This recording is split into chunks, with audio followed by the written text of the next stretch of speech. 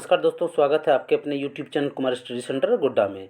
आज आपके लिए एक बार फिर से हम पर्यावरण अध्ययन यानी कि ईवीएस पेपर लेके आए हैं। आज इस वीडियो में हम दो टॉपिक को कवर करने वाले हैं। पहला टॉपिक है तत्व मिश्रण और पृथकीकरण और दूसरा टॉपिक है ऊर्जा के स्रोत।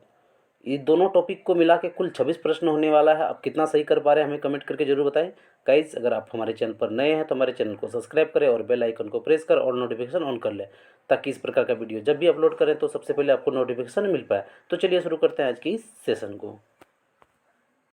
तो आज का पहला प्रश्न है, निम्नलिखित में से कौन सा रसायन आम पकाने में प्रयुक्त होता है? Option number A calcium carbonate, option number B calcium hydroxide, option number C calcium carbide और option number D calcium chloride. तो एक नंबर का आंसर हो जाएगा option number C calcium carbide. अगला प्रश्न है, शुष्क बर्फ किसका ठोस रूप है? Option number A ammonia, option number B carbon dioxide, option number C nitrogen और ऑप्शन नंबर डी ऑक्सीजन। तो दो नंबर का आंसर हो जाएगा option number B carbon dioxide. अगला प्रश्न है, एक विलय का विघटन दर डैश पर निर्भर करता है? ऑप्शन नंबर ए दाब, ऑप्शन नंबर बी तापमान, ऑप्शन नंबर सी सतह क्षेत्र और ऑप्शन नंबर डी भार। तो तीन नंबर का आंसर हो जाएगा ऑप्शन नंबर बी तापमान। अगला प्रश्न है, वाष्पीकरण की प्रक्रिया निम्न में से किस स्थिति में सबसे धीमी होगी? ऑप्शन नंबर ए सतह क्षेत्र और तापमान दोनों में वृद्धि, ऑप्शन नंबर बी सतह क्षेत्र बढ़ता है लेकिन तापमान घटता है, ऑप्शन नंबर सी सतह क्षेत्र घटता है लेकिन तापमान बढ़ता है और ऑप्शन नंबर डी सतह क्षेत्र और तापमान दोनों में कमी होती है। तो चार नंबर का आंसर हो जाएगा ऑप्शन नंबर डी सतह क्षेत्र और तापमान दोनों में कमी। अगला प्रश्न है, कांसे यानी कि ब्रॉन्ज के बारे में निम्नलिखित कथनों का अध्ययन कीजिए। नंबर एक, यह एल्यूमिनियम आयरन और कॉपर जैसे ही एक तत्व है। नंबर दो, इसे भट्टी में कॉपर और टीन को पिघलाकर बनाया जाता है। नंबर तीन, आदिवासी लोग कांसे का उपयोग हजारों वर्षों से कर रहे हैं। कांसे की बनी वस्तुएं एल्यूमिनियम की बनी वस्तुओं की तुलना में हल्की परंतु कहीं अधिक मजबूत यानी कि टिकाऊ होती है। इनमें सही कथन है ऑप्शन नंबर ए दो, तीन और एक, ऑप्शन नंबर बी केवल एक और चार, ऑप्शन नंबर सी केवल दो और तीन और ऑप्शन नंबर डी एक, दो और तीन। तो पाँच नंबर का आंसर हो जाएगा ऑप्शन नंबर सी केवल दो और तीन। देख लेते हैं दो और तीन में क्या था। तो दो में है, इसे भट्टी में कॉपर और टीन को पिघलाकर बनाया जाता है और नंबर तीन है, आदिवासी लोग कांसे का उपयोग हजारों वर्षों से कर रहे हैं। अगले प्रश्न की ओर चलते हैं। अगला प्रश्न है, कांसा यानी कि ब्रॉन्ज दो धातुओं का मिश्रण है। ये दो धातुएं हैं। ऑप्शन नंबर ए तांबा और लोहा यानी कि iron, option number B aluminium और टीन, ऑप्शन नंबर सी तांबा और जस्ता यानी कि जिंक और ऑप्शन नंबर डी तांबा और टीन। तो छः नंबर का आंसर हो जाएगा ऑप्शन नंबर डी तांबा और टीन। सातवां नंबर का प्रश्न है, मृत सागर है। ऑप्शन नंबर ए ऐसा सागर जिसका पानी जहरीला होता है, ऑप्शन नंबर बी ऐसा सागर जो सभी सागरों से ज़्यादा नमकीन है, ऑप्शन नंबर सी ऐसा सागर जिसमें ज्वार भाटे बहुत तीव्र गति से आते हैं और ऑप्शन नंबर डी ऐसा सागर जिसमें जहाज चलाना खतरनाक होता है। तो सात नंबर का आंसर हो जाएगा ऑप्शन नंबर बी ऐसा सागर जो सभी महासागरों व सागरों से ज़्यादा नमकीन है। अगला प्रश्न है, कांसे के बारे में सही कथन चुनिए। नंबर एक, कांसा लोहे चांदी तथा स्वर्ण की भांति एक तत्व है। नंबर दो, कांसे को तांबा तथा टीन से पिघलाकर तैयार किया जाता है। नंबर तीन, कांसा अत्यंत मजबूत होता है और इससे तोप तथा मूर्ति यानी कि बुत बनाई जाती है। नंबर चार, कांसे के बर्तन एल्यूमिनियम के बर्तनों की तुलना में हल्के और अधिक मजबूत होते हैं। इसका आंसर कूट में करना है। तो ऑप्शन नंबर ए है दो, तीन, ऑप्शन नंबर बी तीन तथा चार, ऑप्शन नंबर सी चार तथा एक और ऑप्शन नंबर डी एक तथा तीन। तो आठ नंबर का आंसर हो जाएगा ऑप्शन नंबर ए दो तथा तीन। तो देख लेते हैं दो और तीन में क्या है। दो नंबर में है, कांसे को तांबा तथा टीन से पिघलाकर तैयार किया जाता है और नंबर तीन, कांसा अत्यंत मजबूत होता है और इससे तोप तथा मूर्ति यानी कि बुत बनाई जाती है। अगले प्रश्न की ओर चलते हैं। अगला प्रश्न है, कांसे के विषय में जिसका उपयोग गोलकुंडा के किले में मिली तोप में किया गया था, सही कथन चुनिए। ऑप्शन नंबर ए कांसा एक तत्व है, ऑप्शन नंबर बी कांसा तांबा तथा जस्ता की मिश्रित धातु है, ऑप्शन नंबर सी कांसा तांबा तथा टीन की मिश्रित धातु है और ऑप्शन नंबर डी कांसा तांबा तथा प्लेटिनम की मिश्रित धातु है। तो नौ नंबर का आंसर हो जाएगा ऑप्शन नंबर सी कांसा तांबा तथा टीन की मिश्रित धातु है। अगला प्रश्न है, घर्षण के विषय में चर्चा करते समय एक शिक्षिका ने इस संकल्पना की व्याख्या करते हुए बहुत से उदाहरण दिए। इनमें से कुछ ऐसे उदाहरण हैं जिनमें घर्षण हमारे दैनिक जीवन में उपयोगी है। उस शिक्षिका ने कक्षा में दिए जो नीचे गए हैं। ऑप्शन नंबर ए, हम पेन की नोक और कागज के बीच घर्षण होने के कारण ही लिख पाते हैं। ऑप्शन नंबर बी, हम फर्श पर हमारे पैरों और फर्शों के बीच घर्षण के कारण चल पाते हैं। ऑप्शन नंबर सी, ऊर्ध्वाधर ऊपर फेंकी गई कोई गेंद घर्षण के कारण ही हमारे पास वापस लौटती है। ऑप्शन नंबर डी, घर्षण के कारण ही हम किसी गतिशील वाहन को ब्रेक लगाकर रोकते हैं। तो इसमें सही उदाहरण है ऑप्शन नंबर ए बी व C, option number B C व D, option number C D व ए, और ऑप्शन नंबर डी ए और बी। तो 10 नंबर का आंसर हो जाएगा ऑप्शन नंबर डी ए और बी। तो देख लेते हैं डी ए और बी में क्या है। तो डी में है घर्षण के कारण ही हम किसी गतिशील वाहन को ब्रेक लगाकर रोकते हैं, और ऑप्शन नंबर ए और बी में है हम पेन की नोक और कागज़ के बीच घर्षण होने के कारण ही लिख पाते हैं, और नंबर बी में है हम फर्श पर हमारे पैरों और फर्श के बीच घर्षण के कारण ही चल पाते हैं। तो अगले प्रश्न की ओर चलते हैं। अगला प्रश्न है, कक्षा 5 के विद्यार्थी को घर्षण यानी प्रकरण पढ़ाते समय शिक्षिका यह समझाने के लिए अनेक उदाहरण देती है कि घर्षण हमारे लिए कई तरीके से उपयोगी है। उसके द्वारा दिए गए निम्नलिखित उदाहरण में से कौन सा गलत है। ऑप्शन नंबर ए, पेन की नोक यानी टिप और पेपर के बीच होने वाले घर्षण के कारण ही हम लिख पाते हैं। हमारे जूते और जमीन के बीच होने वाले घर्षण के कारण ही हम चल पाते हैं। ऑप्शन नंबर सी, ऊर्ध्वाधर रूप से ऊपर फेंकी गई वस्तु के कारण हमारा कारण हमेशा हमारे पास ही वापस आती है। और ऑप्शन नंबर डी, ब्रेक लगाने पर वाहन रुक जाता है।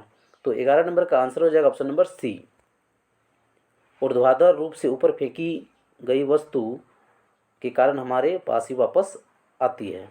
अगला प्रश्न है, पानी के साथ प्रयोग करते हुए ज्योति यह देखती है कि स्टील की खाली कटोरी पानी पर तैरती है, लेकिन लोहे की एक छोटी कील डूब जाती है। इसे डैश तथ्य द्वारा व्याख्यायित किया जा सकता है। ऑप्शन नंबर ए, लोह पानी की तुलना में हल्का है और स्टील पानी की तुलना में भारी है। ऑप्शन नंबर बी, स्टील की कटोरी पर लगने वाला बल उसके भार की तुलना में ज़्यादा है, जबकि लोह की कील पर लगने वाला बल उसके भार की तुलना में कम है। ऑप्शन नंबर सी, लोहे की कील पर लगने वाला बल उसके भार की तुलना में ज़्यादा है, जबकि स्टील की कटोरी पर लगने वाला बल उसके भार की तुलना में कम है। और ऑप्शन नंबर डी, लोह पानी की तुलना में भारी है और स्टील पानी की तुलना में हल्का है। तो 12 नंबर का आंसर हो जाएगा option number B, option number B, steel की कटोरी पर लगने वाला बल उसके भार की तुलना में ज़्यादा है, जबकि लोह की कील पर लगने वाला बल उसके भार की तुलना में कम है। अगला प्रश्न है, रेत और नमक के मिश्रण को पृथक करने के लिए प्रक्रियाओं के निम्नलिखित 4 क्रमों में से किसका उपयोग किया जाना चाहिए। ऑप्शन नंबर ए, निस्यंदन, निस्तारण, वाष्पन, अवसादन। ऑप्शन नंबर बी, वाष्पन, अवसादन, निस्तारण, निस्यंदन। ऑप्शन नंबर सी, निस्तारण, अवसादन, वाष्पन और निस्यंदन। ऑप्शन नंबर डी, अवसादन, निस्तारण, निस्यंदन और वाष्पन। तो 13 नंबर का आंसर हो जाएगा ऑप्शन नंबर डी, अवसादन, निस्तारण, निस्यंदन और वाष्पन। अगला प्रश्न है, क्वथन यानी उबलना और वाष्पीकरण में अंतर है। ऑप्शन नंबर ए, क्वथन से जल की अवस्था बदल जाती है, जबकि वाष्पीकरण में नहीं। ऑप्शन नंबर बी, वाष्पीकरण किसी भी तापमान पर हो सकता है, जबकि क्वथन नहीं। ऑप्शन नंबर सी, क्वथन से द्रव का आयतन कम हो जाता है, जबकि वाष्पीकरण में नहीं। और ऑप्शन नंबर डी, क्वथन में द्रव से वाष्पन में परिवर्तन देखा जा सकता है, जबकि वाष्पीकरण देखा नहीं जा सकता। तो 14 नंबर का आंसर हो जाएगा ऑप्शन नंबर बी, वाष्पीकरण किसी भी तापमान पर हो सकता है, जबकि क्वथन नहीं। अगला प्रश्न है, एक किसान दानों को भूसे से अलग करना चाहता है, जिस प्रक्रिया से यह किया जा सकता है वो कहलाती है। Option number A, threshing. Option number B, निष्पावन। ऑप्शन नंबर सी, फसल की कटाई। और ऑप्शन नंबर डी, हस्तचयन। तो 15 नंबर का आंसर हो जाएगा ऑप्शन नंबर बी, निष्पावन। यहाँ पर पहला टॉपिक समाप्त होता है, वहीं दूसरा टॉपिक ऊर्जा के स्रोत स्टार्ट होता है। तो इसका पहला प्रश्न है, तृप्त भूजल से किस प्रकार की ऊर्जा प्राप्त होती है। ऑप्शन नंबर ए, भूतापीय ऊर्जा। ऑप्शन नंबर बी, जल विद्युत ऊर्जा। ऑप्शन नंबर सी, सौर ऊर्जा। और ऑप्शन नंबर डी, नाभिकीय ऊर्जा। तो 1 नंबर का आंसर हो जाएगा ऑप्शन नंबर ए, भूतापीय ऊर्जा। अगला प्रश्न है, एलपीजी के संदर्भ में क्या सत्य नहीं है।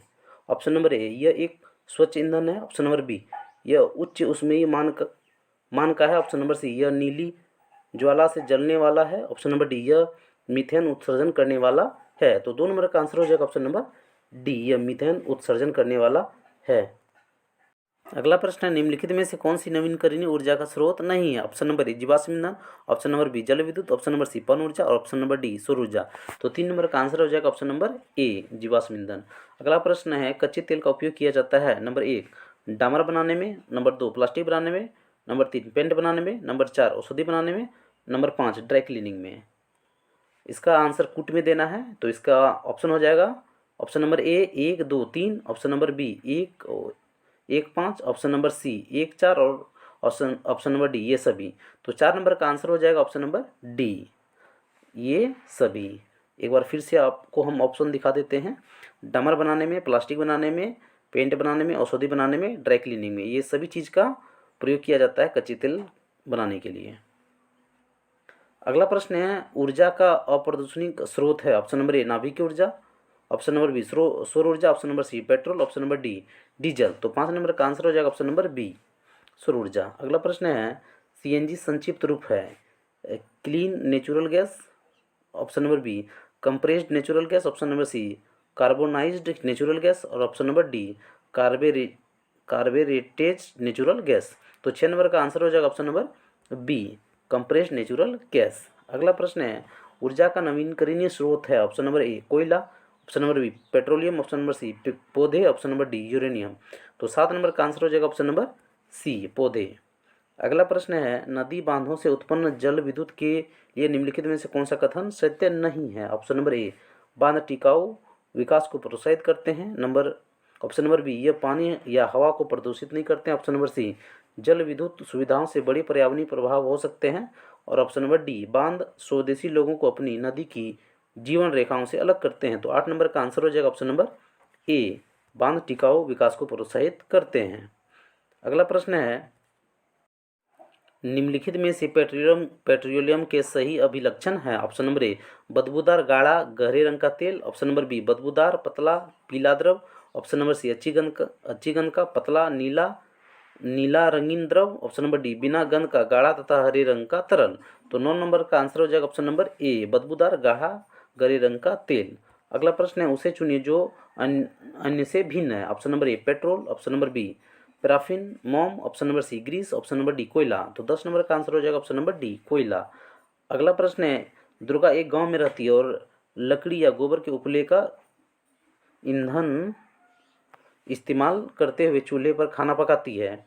पिछले 3 महीनों से उसे तेज खांसी आ रही है, इसका कारण हो सकता है ऑप्शन नंबर ईंधन के जलने से उत्पादित कार्बन मोनोऑक्साइड जो उसकी श्वास नली में जाम हो गई होगी, ऑप्शन नंबर बी जलते हुए ईंधन से उत्पादित काला धुआं जो उसकी श्वास नली में जमा हो गई होगी, ऑप्शन नंबर सी जलते हुए ईंधन के धुएं से उसे एलर्जी हो गई होगी, ऑप्शन नंबर डी उसकी झोपड़ी के अंदर और बाहर प्रदूषण तथा वृद्धावस्था। तो 11 नंबर का आंसर हो जाएगा ऑप्शन नंबर बी जलते हुए ईंधन से उत्पादित काला धुआं जो उसकी श्वास नली में जमा हो गई होगी। तो गाइस सेशन कैसा लगा हमें कमेंट करके जरूर बताएं और अभी तक आप हमारे चैनल को सब्सक्राइब नहीं किए हैं तो हमारे चैनल को सब्सक्राइब करें ताकि इस प्रकार का वीडियो जब भी अपलोड करें तो सबसे पहले आपको नोटिफिकेशन मिल पाए। और अगर वीडियो अच्छा लगे तो इसे लाइक और अपने दोस्तों में शेयर करना ना भूलें। वीडियो को शुरू से अंत तक देखने के लिए आपका बहुत बहुत धन्यवाद। जय हिंद।